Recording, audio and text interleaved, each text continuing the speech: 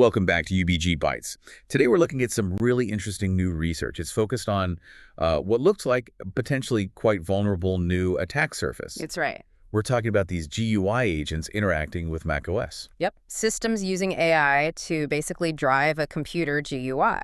And this study digs into where the security weaknesses are, tailored for, well, for us, security folks. Exactly. It gets right to the point for red teamers, researchers, looking at capabilities, but more importantly, the safety side. Okay, so let's unpack that. For anyone who hasn't run into these yet, what are these GUI agents actually doing?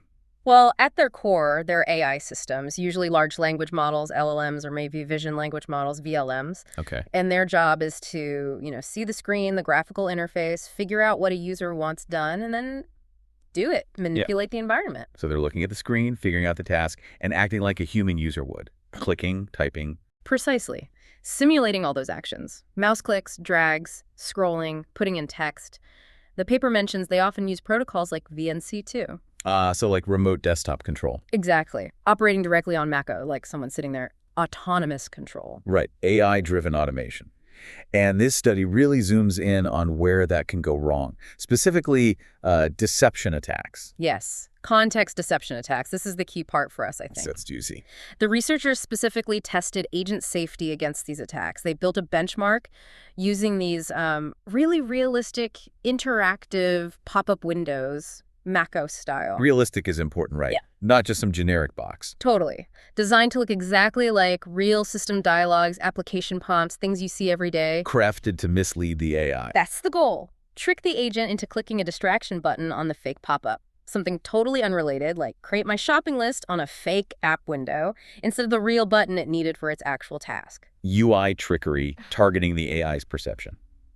Clever. So how do they do? How vulnerable are these agents to this kind of, well, visual phishing? The results, pretty concerning. They showed a significant vulnerability, especially with the more complex, subtle, deceptive UIs. The proprietary agents they tested, called CUAs, computer use agents, they showed really high distraction rates, around 70%. 70%. Wait, 70. Even if the agent knew a pop-up appeared. Correct. That's the startling part.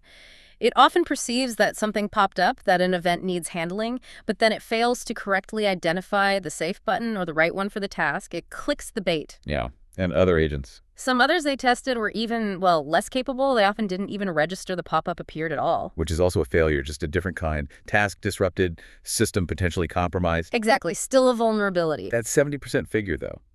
For red teamers, that sounds like a pretty reliable attack vector. Yeah. Just need a convincing fake UI. Did they find other weaknesses we should be aware of, things we could potentially exploit? Yeah, there's a notable privacy risk, too, almost like a side-channel data leak. How does that work? Well, they saw an example where an agent, if it got confused or wasn't sure what to do next, it actually took a keyword from the user's original task description and typed it into an input field on the screen, like a search bar or something. Whoa. So the task involved, say, logging in somewhere. Right, or contained confidential project info. If an adversary controls that input field via a deceptive UI, the agent might just type sensitive data right into it. That's worryingly simple. Just confuse the agent and provide a text box.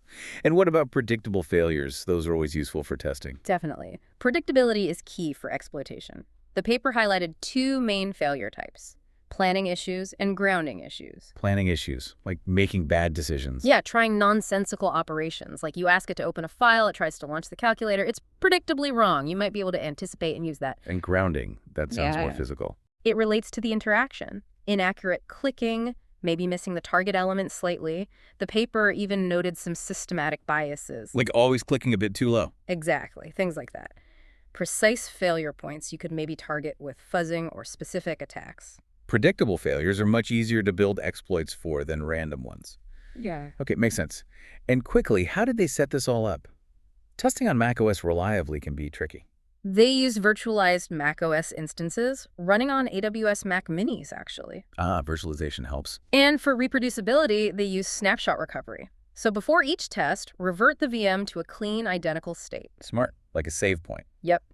And they automated the tests using SSH, controlling things with standard tools like AppleScript or Luch scripts, a solid setup for this kind of research. Got it. So wrapping up, What this research really highlights for us is that these GUI agents are definitely an emerging attack surface. They have specific exploitable weaknesses. That high susceptibility to well-crafted fake UIs, that 70% distraction rate is a big one. And the predictable failures, too. And those predictable failures, yeah, both in planning and the actual clicking and interacting, they offer clear targets for security testing. So it really leaves us with a critical question, doesn't it? Especially for those of us in red teaming or vulnerability management.